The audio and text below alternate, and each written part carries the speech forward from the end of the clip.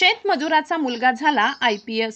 भोकरदनच्या Bhikan रोजेकरचे UPSC परीक्षेत दैदिप्यमान यश. जिद्द चिकाटी आणि कष्टाच्या जोरावर माणूस अशक्य गोष्टही शक्य करून दाखवतो.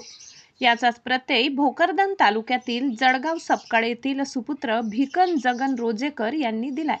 केंद्रीय लोकसेवा आयोगाच्या परीक्षेत भिकन यांनी देशात 812वा रँक मिळवून IPS पदाला गवसणी घातली आहे.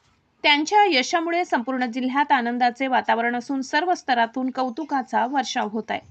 आई वडिलांच्या कष्टाचे झाले चीज. भिकन रोजेकर यांची घरची परिस्थिती अत्यंत हलाखीची आहे. त्यांचे आई वडील शेतमजुरी करून संसाराचा गाडा हाकतात. अशा अत्यंत साध्या परिस्थितीत मुलाला शिकवून मोठे करण्याचे स्वप्न त्यांनी पाहिले होते. आई वडिलांची काड्या आईची सेवा करत रक्ताचे पाणी केले आणि मुलानेही त्यांच्या कष्टाची जाणीव ठेवून अभ्यासात सातत्य राखले. आज भिकन यांची IPS म्हणून निवड झाल्याने त्यांच्या आई वडिलांच्या कष्टाचे खऱ्या अर्थाने चीज झाले आहे. संघर्षाची प्रेरणादायी यशोगाथा. ग्रामीण भागातील सोयीसुविधांचा अभाव आणि आर्थिक टंचाई अशा अनेक आव्हानांवर मात करत भिकन यांनी हे यश संपादन केले. त्यांची ही यशोगाथा स्पर्धा परीक्षेची तयारी करणाऱ्या हजारो ग्रामीण युवकांसाठी प्रेरणादायी ठरणार आहे. परिस्थितीला दोष देत बसण्यापेक्षा परिस्थिती बदलण्याची जिद्द असली की यश नक्की मिळते, असे भिकन यांनी आपल्या कर्तृत्वातून सिद्ध केले आहे. राज्यासाठी अभिमानाची बाब. भिकन यांचे हे यश केवळ जळगाव सपकाळ गावाचीच नव्हे तर संपूर्ण महाराष्ट्राची मान उंचावणारे आहे. त्यांच्या या निवडीबद्दल त्यांचे सर्वत्र अभिनंदन केले जात आहे. आगामी काळात ते पोलीस प्रशासनाच्या माध्यमातून समाजाची उत्तम सेवा करतील असा विश्वास व्यक्त केला जात असून त्यांच्या पुढील उज्ज्वल वाटचालीसाठी ग्रामस्थांनी भरभरून शुभेच्छा दिल्यात. अपतक न्यूज महाराष्ट्रासाठी मुस्तफा पठाण, जालना. जळगाव सपकाळचा रहिवासी आहे. माझं बालपण खानदेशातले चाळीसगाव तालुक्यामध्ये वाडे येथे गेलो. त्यानंतर तिथे 8वी पर्यंत शिकलो. त्यानंतर 9वी पासून इथं आलो जळगाव सपकाळला. 9वी 10वी गावातच झाली. त्यानंतर 11वी 12वी साठी मी विवेकानंद कॉलेजला होतो संभाजीनगरला. ग्रॅज्युएशन ॲग्रिकल्चरमध्ये केलं छत्रपती शाहू महाराज शिक्षण संस्था कांचनवाडी संभाजीनगर येथे. त्याच्यानंतर 2020ला मी पासआउट झालो. पण 21 पासून पूर्णपणे तयारीला सुरुवात केली UPSC साठी. मी MPSC वगैरे यांचा काही अभ्यास केला नाही, कोणत्याच दुसऱ्या एक्झामचा अभ्यास केला नाही. UPSCचाच केला. 2021ला पहिला अटेम्प्ट दिला, नाही झाला. 22ला दिला, नाही झालं. असं 24ला माझी 4थ्या अटेम्प्टमध्ये प्री निघाली. मेन्स दिली, मेन्स नाही झाली. 5व्या अटेम्प्टला 2025ला माझी प्री निघाली, मेन्स निघाली आणि इंटरव्ह्यूही निघाला. या 2025 मध्ये मी UPSCच्या फॉरेस्टच्या एक्झामसाठी सुद्धा एलिजिबल होतो. प्री त्याची पण निघाली होती. त्याच्यानंतर मी UPSC CAPF असिस्टंट कमांडंट याची सुद्धा एक्झाम क्लिअर केली. त्यासाठी इंटरव्ह्यूसाठी क्वालिफाय झालो होतो. पण मला नाही वाटत आता त्याची काही गरज पडेल इंटरव्ह्यू द्यायची पुन्हा एकदा. आणि सुरुवात थोडी कठीण होती, समजायला अवघड जात होतं. कारण की 10वी पर्यंतचं पूर्ण शिक्षण जिल्हा परिषद आणि माध्यमिक मराठीमध्ये झालंय सगळं.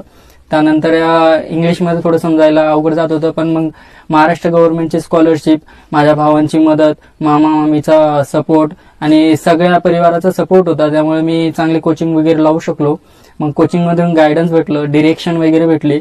त्याच्यानंतर कोचिंग झाल्याच्या नंतर पूर्ण सेल्फ स्टडीज केली. मी 3 वर्ष सेल्फ स्टडी केली 2023, 24, 25. आणि मी दिल्ली येथे एक हमदर्द स्टडी सर्कल एक छोटंसं इन्स्टिट्यूट आहे NGO म्हणून. तिथे खूप सारे ऑलरेडी सिलेक्टेड लोक असतात. ते सुद्धा रँक इम्प्रुव्हमेंटसाठी येतात. तर त्यांनी खूप सारी मदत केली. म्हणजे की कोणत्या दिशेला अभ्यास करायचा आहे, किती वेळ अभ्यास करायचा आहे, कसा अभ्यास करायचा आहे, सिलेबस कसा पूर्ण कम्प्लीट करायचा आहे, किती मॉक टेस्ट द्यायचे, माइंडसेट कसा असला पाहिजे. एक पीअर ग्रुप चांगला भेटला, मदत चांगली भेटली आणि मित्र पाठीशी होते, म्हणायचे की तू करू शकतो. आणि तेच शेवटी इथपर्यंत पोहोचलो. मार्गदर्शन करणारे सगळेच होते.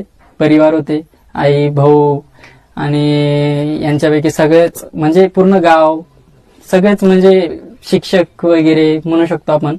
आणि शेवटी एक्झाम आहे. आपण युट्यूबवर खूप सारे व्हिडिओ बघतो, त्याच्यातूनही आपण मॉक व्हिडिओ वगैरे बघितलं, त्यातूनही कळतं की कसा अभ्यास करायचा आहे, कसा नाही करायचा आहे. तर तेच.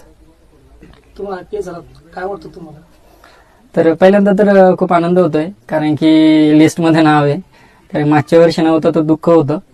आता इथपर्यंत पोहोचले तर शेवटी वाटतंय की कुठंतरी पूर्ण विराम लागलाय. बघू आता, जर सगळं काही ठीक राहिलं तर जॉईन करून घेऊ आणि थोडंसं 1 वर्ष ट्रेनिंग वगैरे करू. त्यानंतर बघू काय परत अभ्यास करायचा, IAS साठी करायचंय की हीच सर्व्हिस कंटिन्यू करायची. आई वडिलांबद्दल काय थोडं? आई वडील सुरुवातीपासूनच खूप कष्ट केलेले, दोघंही अशिक्षित आहे. वडिलांनी सालदारकी वगैरे केली खानदेशात चाळीसगावला. तर त्यानंतर इथेही मोलमजुरीच करायचे. तर त्यांच्याकडे बघून वाटायचं की किती दिवस आई वडील दुसऱ्याच्या शेतात काम करणार, आता हे थांबलं पाहिजे. तर एक मोटिवेशन फॅक्टर होतं. लागले 5 वर्ष. वयाच्या 26व्या वर्षी मी IPS झालोय असं समजू शकतो. एक्झाम क्लिअर केली असंही समजू शकतो. पण शेवटी झालोय, त्याची आनंद आहे. शेवटचा प्रश्न आहे की पुढचा प्रवास कसा असणार तुमचा? ते आता सगळं तर चांगलंच वाटतंय. ट्रेनिंगला गेल्यावर कळलंच आणि त्यानंतर मार्गदर्शन लाभलंच सिनियरचे. आमचे खूप सारे भाऊ आहेत, म्हणजे मला 5 काका आहेत. तर सगळ्यांचे मुलं वगैरे ऑलरेडी सिलेक्टेड आहे. कोणी शिक्षक आहे, कोणी म्हणजे बिझनेस करते. तर त्यामधूनही मार्गदर्शन लाभलं. तर आता वाटतंय की हा कुठतरी आपल्या घरात एक गव्हर्नमेंट ऑफिसर, क्लास 1 ऑफिसर झालाय.